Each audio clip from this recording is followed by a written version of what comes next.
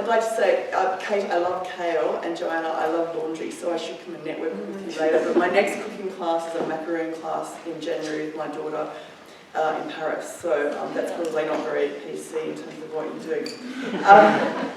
My name is Jo Scard. I'm the Managing Director of a company called 50 Acres, the communications agency. We're based or headquartered on 50 Acres, which is between Gundera and Gunning, if any of you know where that is. When I started the business about 5 years ago next month, it was just me and a laptop, and I really didn't know what to do, and I've never really had a business plan. I've sort of had a bit of one, but I never really evolved it very much. But now we've got 8 people working for us, and we're all over the country, so I've got someone in a remote Indigenous community in the Northern Territory, people in regional New South Wales and other parts of regional Australia, Brisbane, Melbourne and Sydney, and a number of people in Canberra. So it's really evolved, and we've had phenomenal growth, and let me just explain why. So I'm going to speak to you today about reimagining work, if you like, and having a think about how we do that. I'm sure some of you have heard of the concept of back-to-back meetings. Many of you probably say. I've worked with people and I've heard clients say to me, oh my God, I can't talk to you, I've got back-to-back meetings, which is really, as it is, it's really back-to-back. You're really not communicating. If you think about it through the day, it's, you're going from meeting to meeting.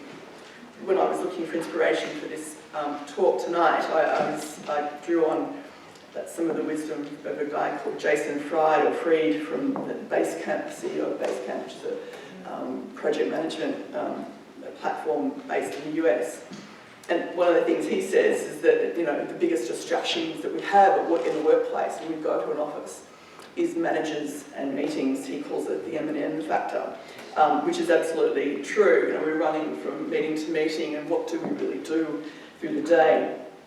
We all, are asked to head to an office, and we're hopefully going to the office to do good work. Obviously, we all hope that. But the workday really often proceeds, without our own control or even involvement. We're called on by our managers to do certain things. We're called on in meetings. We often have a lot of meetings that are beyond our control, or ones that we don't even want to be at.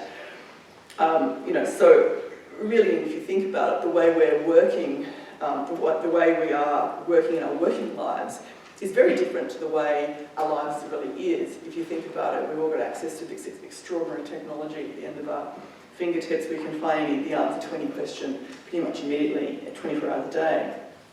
So, going back to the inspiration of someone like Jason, the office is now really, if you think about it, if you think about your own day, if you all work in an office, who works here in an office?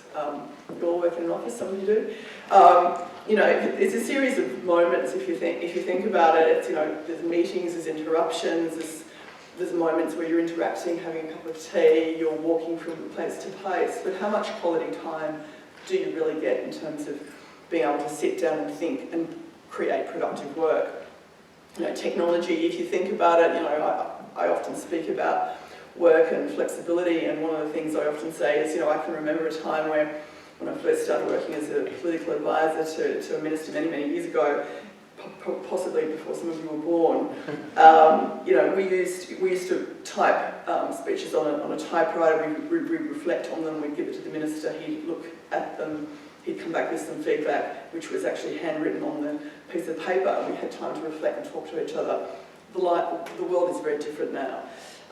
So in some respects, we're sort of batting back and forth with emails and other technology, this sort of constant barrage of things that we feel we need to be productive.